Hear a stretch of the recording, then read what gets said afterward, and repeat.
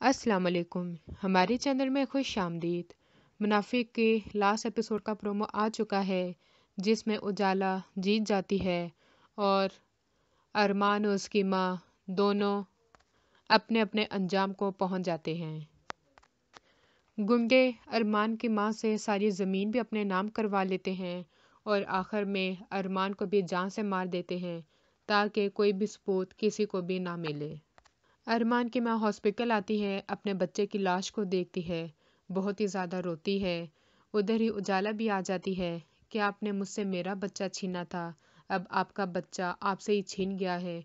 अब आपको मेरी तकलीफ़ का अंदाज़ा होगा, लेकिन अभी भी वक्त है। आप मुझे बता दें कि मेरा बच्चा कहाँ है, नहीं तो वरना मैं आपको कभी माफ़ नहीं करूँगी। वो उसको कुछ भी नहीं बताती, बल्कि वो यही सोचती है कि मेरा बच्चा मर गया है, मेरा पोता मेरे पास है और मैं उसी के सहारे सारी ज़िंदगी गुजारूंगी।